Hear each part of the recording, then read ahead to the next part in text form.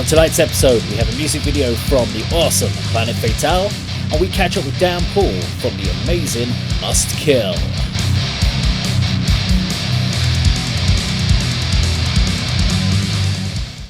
Hello, I'm Andy. Hi, it's Dave. Hi, it's Kirk. And we're back. We're back to How to Meet Your Idol in Under 6 Months. It's episode 4, I think, now. In under 6 months. In under 6 months. So we need to check in and see how we've been getting on over the last week or so. So I guess let's go find out from Andy how he got on. Good afternoon. This is my latest update regarding the project that we're doing. Been quite productive today.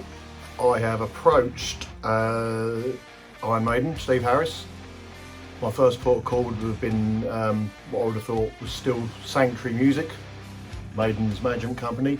Found out it's actually changed to a different company, Tattum Music, run by Rod Smallwood, but I couldn't find any contact details for that particular company, so I approached their publicist. So we'll see how we get on there.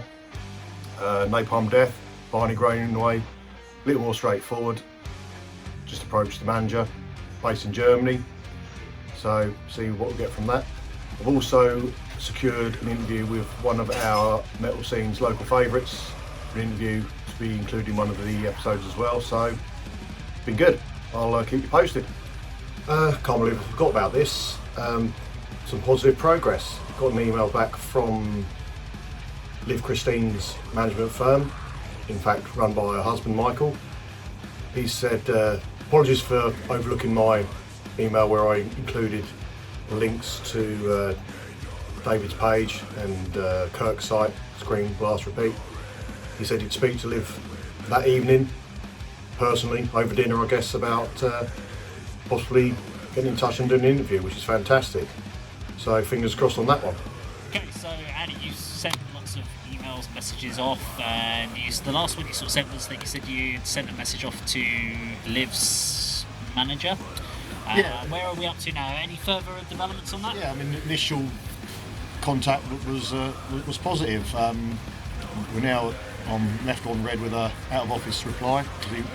Michael, her husband, was going to speak to her direct over dinner to see if she was interested, but I'll give it a few days and chase again. Fired off a couple of emails to Iron Maiden's publicist. I've had a reply back from them. What? You got a reply back? Yeah. Nothing, not positive, I'm afraid. They're on tour in America.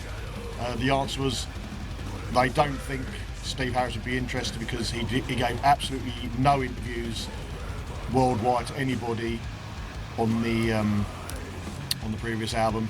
Yeah. So they don't think they'd be interested in speaking. So you to need us. to find a way to get to him direct. Yeah. What? You challenge now. Who's the PR company? How did you find out who to contact? The publicist. Bit of a Google search. I mean, I've always associated the name Sanctuary Music with Iron Maiden. Rod Smallwood. Apparently that's not the case. This Rod Smallwood is now set up a new company called Tattum Music. No contact details for them at all. On the same sort of screen I found there's their publicist. That's where I went, and that's who gave me that reply. So I might take a different tack and see if I can get hold of them direct. More personal one. Go for, did you say? There might just be a blanket reply on his behalf without even sort of running these things past him. Yeah. Napalm Death are managed by a guy in Germany.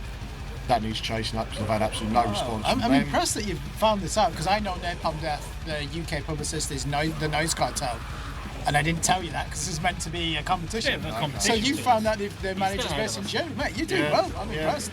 But that needs chasing, and I need to touch base with Dave Tate of Iron Maiden Angel Witch as to when's a good time for him to sit down in front of his laptop that coincides with our availability to do. He's in the bag though, isn't it? That's a success. I think so. Yeah, I think you should really want to get that one done. Do you want to get a date for that? I'd suggest that you two do it on a Zoom type thing with Yep. Yeah. You lead, and I'll just make sure. If somebody needs to do the technical recording. I'll do that. Go round into one place, or you can all do all three on. We'll do it, and we'll do it on Zoom, and then I'll edit it on OBS. So that's fine. Yeah. Stainthorpe, I think that's your easiest one yet. Obviously, you and I love my name ride. Aaron is a great guy, very approachable, and I think if you DM him on Facebook, I was going to say that would be my approach. I think rather than sort of management companies or publicists or record labels or whatever, he has got a personal Facebook account that I follow, so that'd be the first port of call. He will answer it. He'll answer yes or no, and we'll I'll take it from there. Challenge. Yeah. Track light for 86.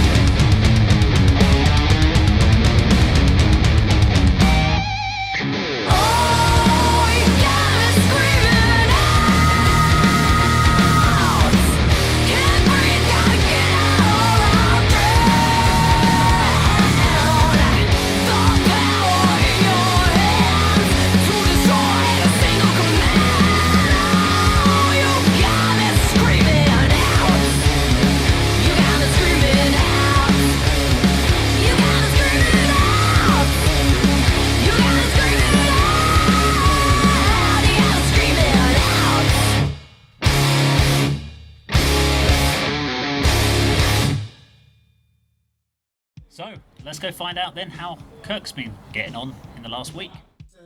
Celebrate good times, come on! I have the beer ready. German wheat beer. Erdinger. Tom G. Warrior has agreed to an interview. Let me give you an indication of what that means to me. So imagine if you're a Metallica fan, they're your all-time favourite band, and James Hetfield sends you a personal email saying that he would like to participate in an interview. How would that make you feel? I have just received an email from the godfather of extreme metal, the man who invented avant-garde metal. I've received an email from him, and let's read it out. Hi Kirk, I was forwarded your recent request regarding an interview, I will gladly participate. It will have to take place at any time after mid-October, as our schedule is rather dense until then. How would you like to proceed? With kind regards, Tom Gabriel Fisher, one of my idols, absolute legend. Host, and let's celebrate. Let's fucking celebrate. Let's celebrate. What week I watch? I can't the date on it. 15th of September 2022. And there's only one way to celebrate when something like this happens. Are you ready?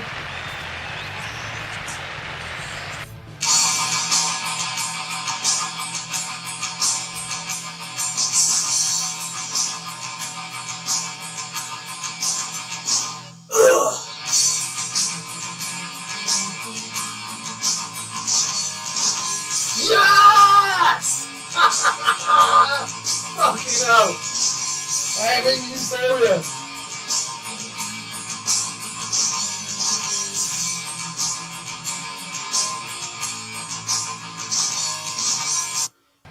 I honestly cannot put it into words just how I feel right now, because I was thinking that this project is going nowhere, and Tom G. Warrior delivers.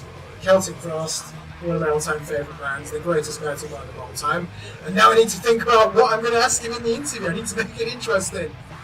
But I'm going to end tonight on a high, and I'll probably not get to sleep until the early hours of the morning. Fuck yes! It's the end of week 6. Time to get back to work now. I had a success with Tom G. Warrior, and I'll be doing an interview after October. So my next target now is Spencer Sotelo. There's a few options I've still got here. So Adam Sagir, who arranged a Tom G. Warrior interview, also represents Periphery. And I know that he's got a direct line to Spencer Sotelo, but I don't want to exhaust too much of his goodwill at the moment. I obviously I could go back to him and say, oh, thank you for arranging the Tom G. Warrior interview. Can you now set me up with Spencer Sotelo? So I'm on the 3 Dot Recordings website, so they don't have an email address, but there is a contact form. So I'm just going to go to Periphery here and say, Spencer Sotelo needed for a documentary. Usual, I'll explain that I'm the lead editor of Screen Blast Repeat. We need Spencer for a series as one of 5 idols, and the good news is Tom G. Warrior of Celtic Frost has already agreed to participate. Spencer, what is your availability for a Zoom or Microsoft Teams interview between now and Christmas? Key sales technique there that I've picked up in my career over the last 2 decades.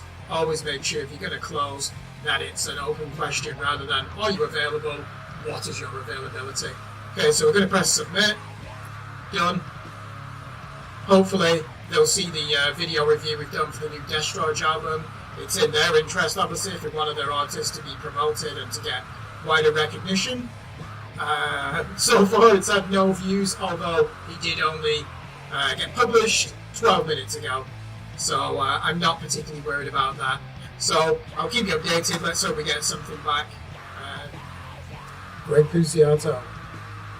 Let's try and make some progress on this. So, as you know, Tom G. Warrior has already agreed. Spencer Sotelo, I've taken some extra steps to try to get in contact with Periphery via 3 Dot Recordings. And the idea came to me today.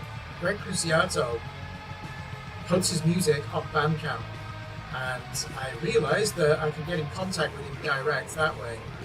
Now, I wanted to purchase the new Greg Puciato album, Miracell, but the limited 250 pressing of that album, picture disc, was already sold out, and I only buy CDs anyway, I don't buy vinyl, so there wasn't a chance that was going to happen. But if you look here, on his page, it says contact Greg Puciato, so I've put my details in, subject, interview request, I've listed the 5 idols, I've already sent this information, if you remember, to the federal prisoner, the record label and art collector that he runs with Jesse Draxler. Remember, I contacted them on Facebook, and I don't think I sent them an email direct because I couldn't find anything. Just as another recap, he was the response I got from Emma Van Dyke, who's the PR agent that handles his publicity campaigns in the UK. She said Greg isn't doing any promo at the moment. That was on the 13th of September. I've been on Greg's Facebook page, so this is an official fan page actually, but there's nowhere where I can email them with this list. The federal prisoner shop or online shopping cart, the record label as well. Actually, let's go to the website. No, that's the Facebook page.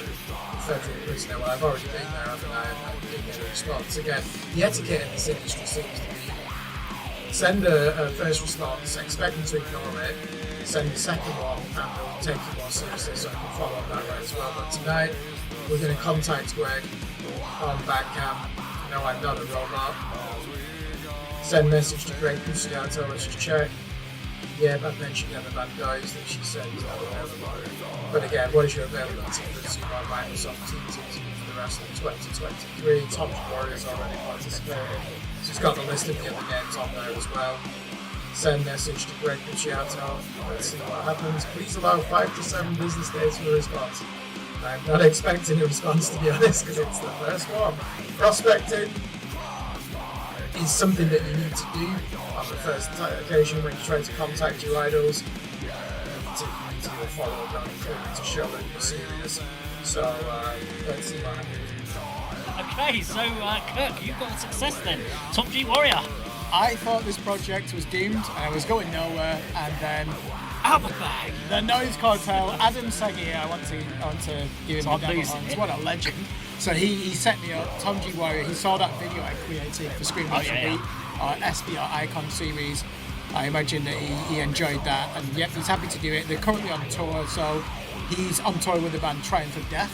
Right. They played the Death Fest in London, and then I think they're in Mexico at the moment as we're filming this. It's flying you out there. So he said anytime after October.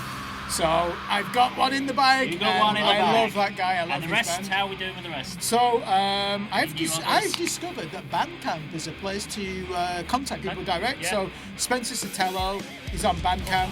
So when you go on the Bandcamp page, it'll say contact Spencer Sotelo. Same with Greg Puciato. It's weird, so I've had people contact me from my old band on Bandcamp, but I just didn't even think about Yep. approaching that. Let's plug the old band. Let's plug the old band. Nothing gained. Nothing gained. Go check it out there. Yep. Buy my scrap. Spencer Sotelo and Greg are both on Bandcamp. I've gone to them. You actually get an automated message from Bandcamp saying you might receive a response within 5 to 7 days. I don't think I will, but I've found a new way to contact them with Periphery. Also, they have their own record label, 3 Dot Recordings. We talked about that new one by Destroge. Guess what? It was released by 3 Dot Recordings. Okay. So I went on the contact page and just sent them the pitch again.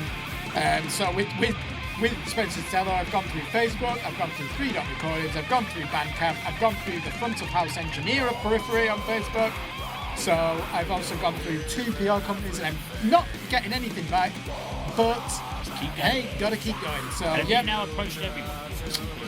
The only one I'm holding back on, I've approached Robert Smith. I found out who the live booking agent is. I've got no chance with that. Do you know what, to me, my November project would be Robert Smith. I love the guy, I love his music. I'm going to see him in December. So, hey, I'll be in the mode, but just not at the moment, because I've got fucking no chance. Hi, welcome back. We're here in Hitchin with Dan from Muskill, and Dan would like to talk to you about your journey through the Metal to Masses competition in Hitchin, which ultimately ended up with you playing at Bloodstock. Sure.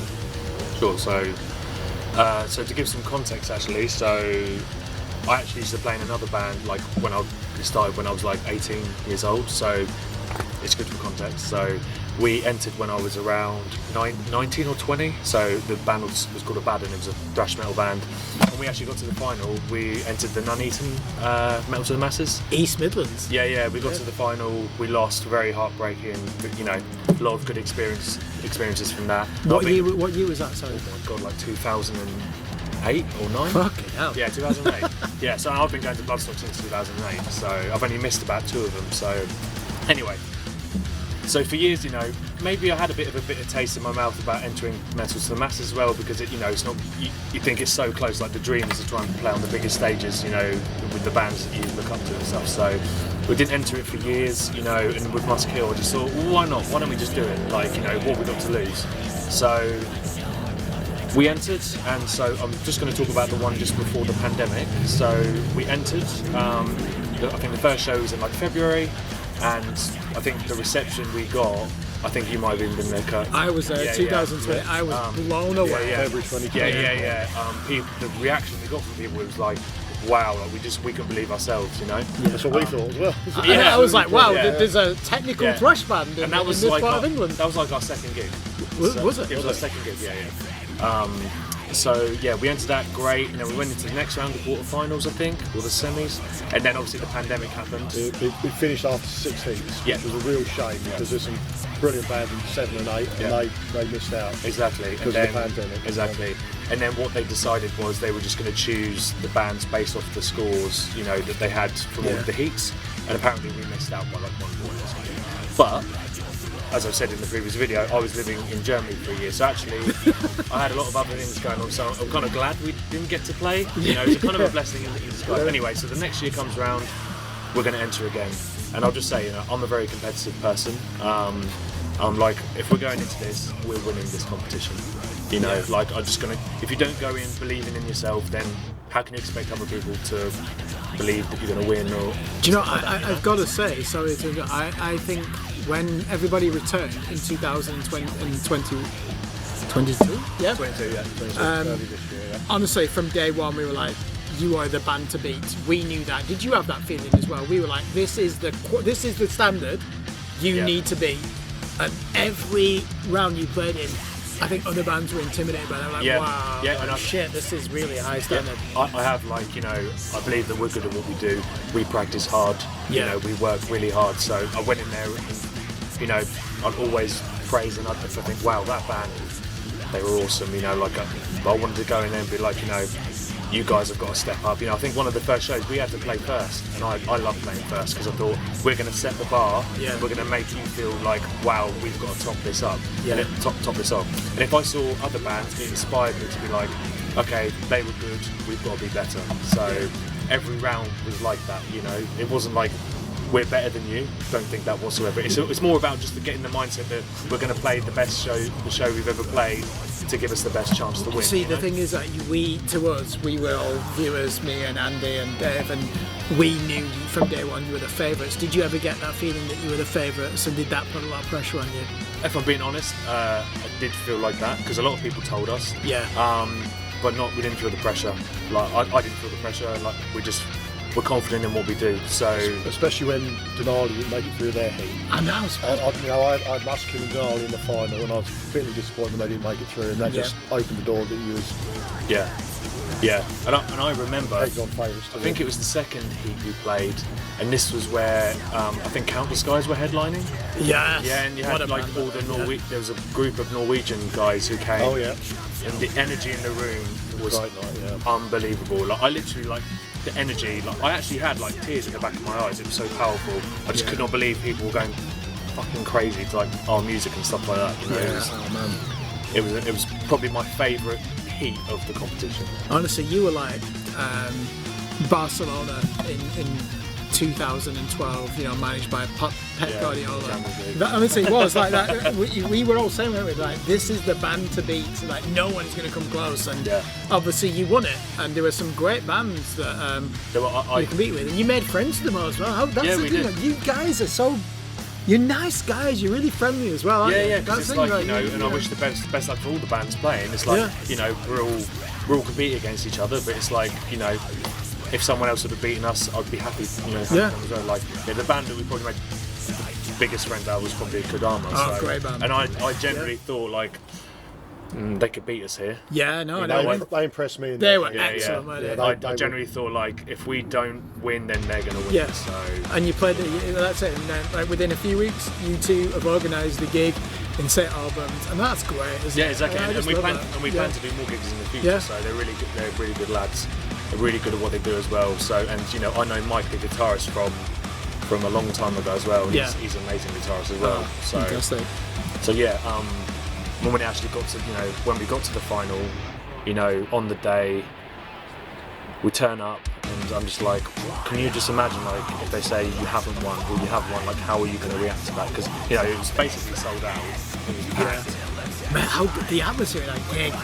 Yeah, You it was could amazing. not move. We were in the audience, me and you could not move. It was. Exactly. Do you have that little talk with yourself, was it? You know, how will I be if I win? How will I be? Exactly, yeah. But then I had to, talk to myself and say, look, go out there, do the best you can. If you don't win, you don't win. It's not, it's not the be all end all. If you don't play Bloodstock, it doesn't mean you never will.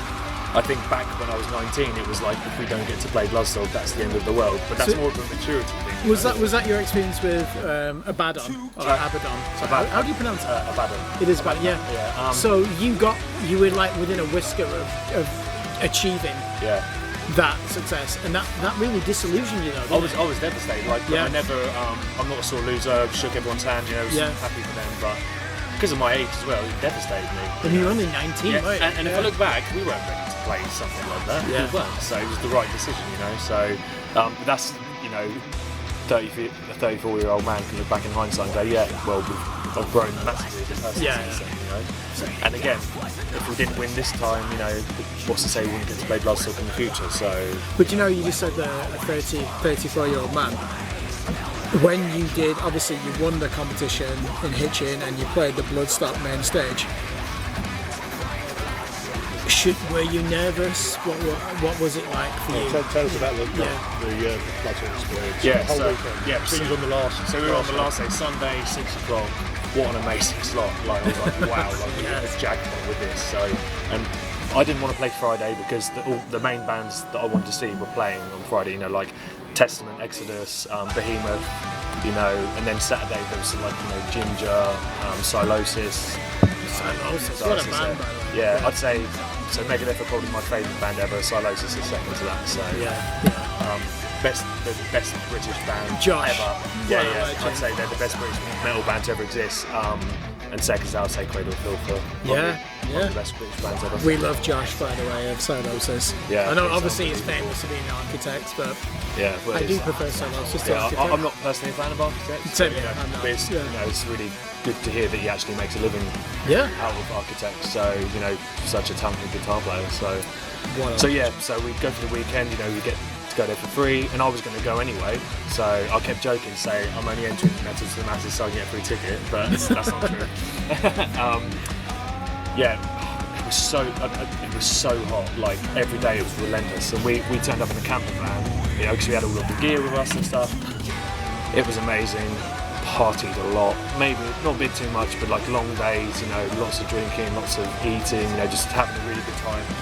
And Sunday comes, I'm staying out the way of everyone. I'm not going to go watch bands. I wanted to see Violence, but I was like, this is more important to just prepare, And God, it was just so hot. And then I think by Sunday I was so tired as well, because it's a long weekend from Thursday. Then we rock up to the backstage area, and I just want to point out that the setup is so professional. Never experienced anything like it. You meet the stage manager.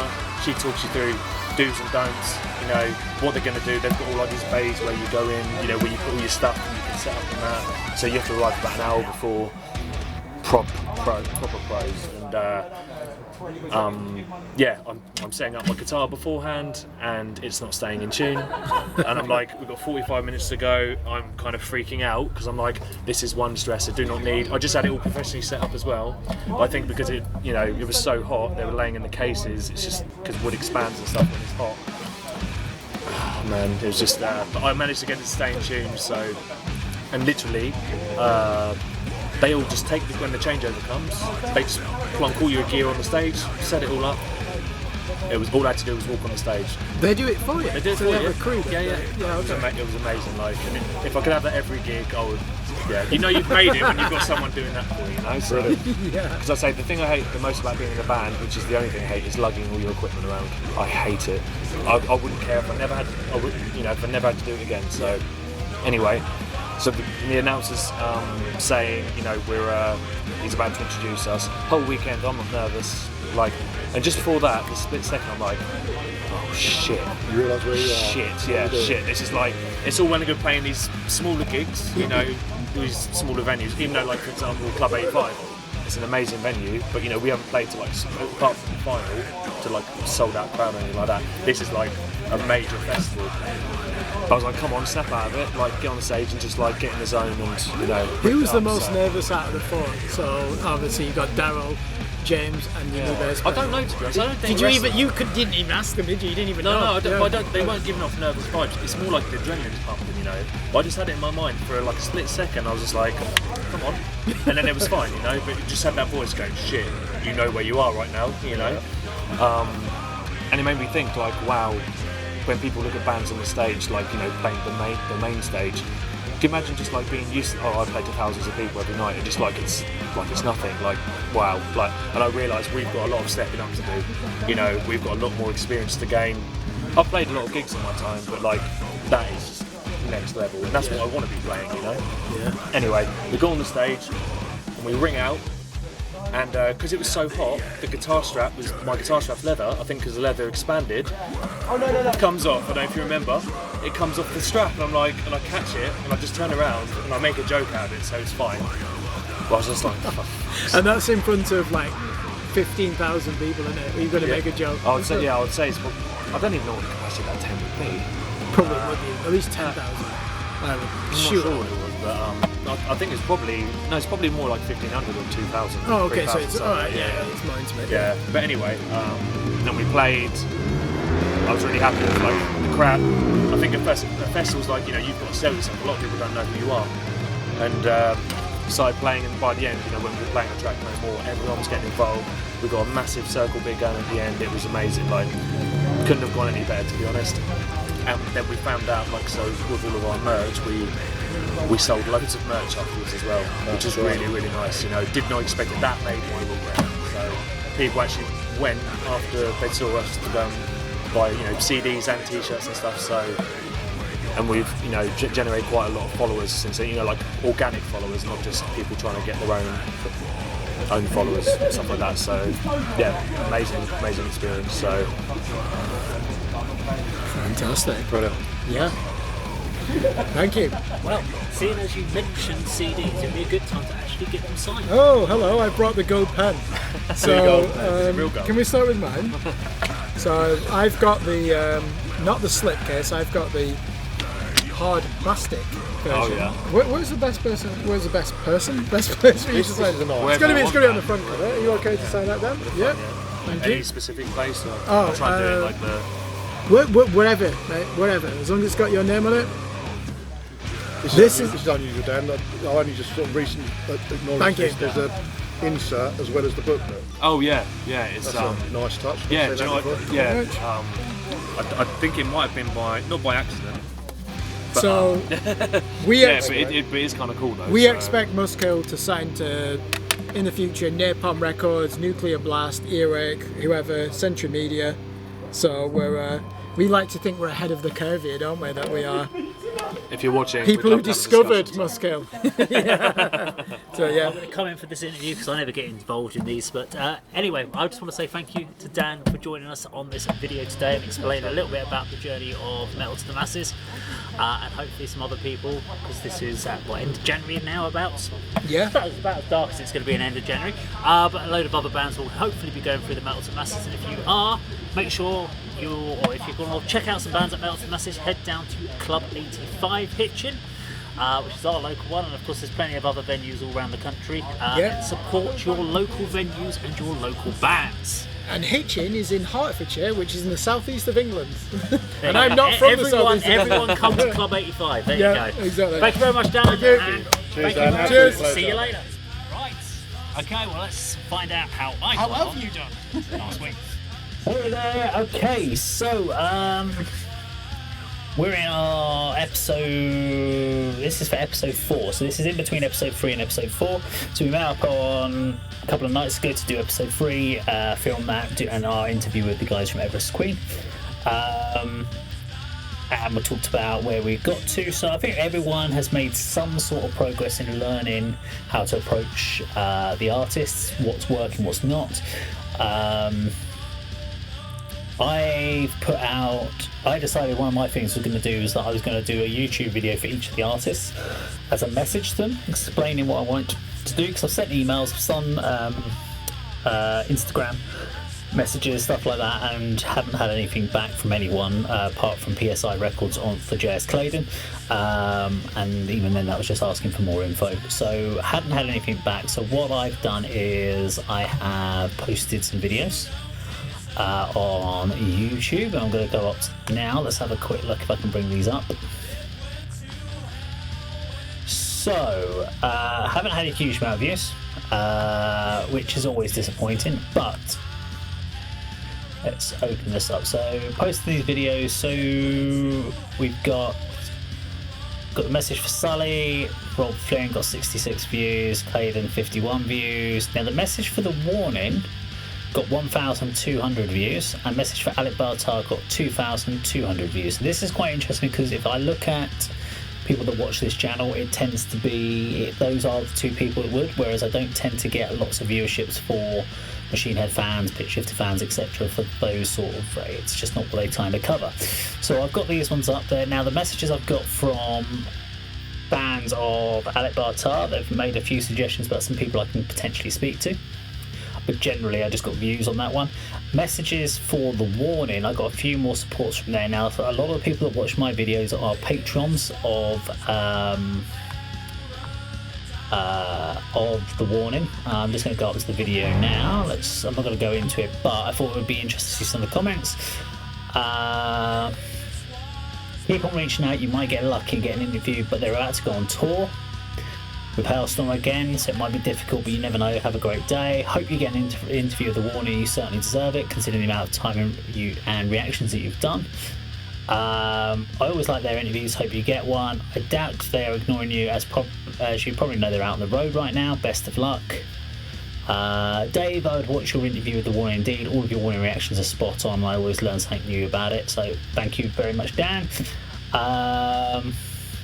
Hope you get, Professor G asked me, he said, hope you get the interview. M. Taylor said, good idea. You should reach out to their label and specifically the person in charge of their PR. I believe someone who might be a good contact is Devon O'Connor.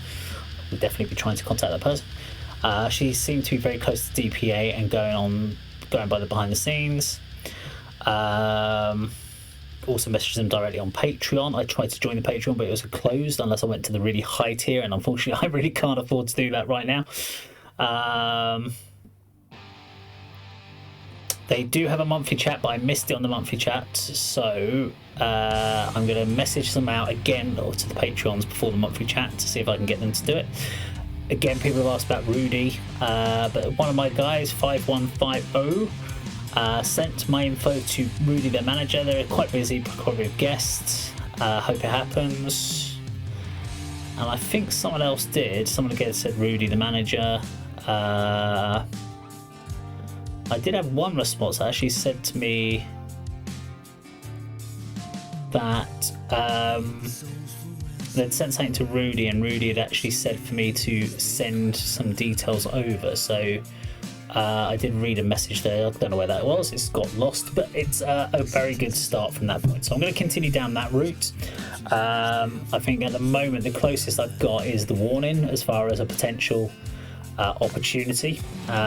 Whether or not that's going to work, I don't know, but I think revisiting all of the emails and stuff this week will be my next attempt, and hopefully I'll have another part of this video before the end of the before the next meetup, where I'll have hopefully some positive feedback. But that's my plan for the next 2 weeks.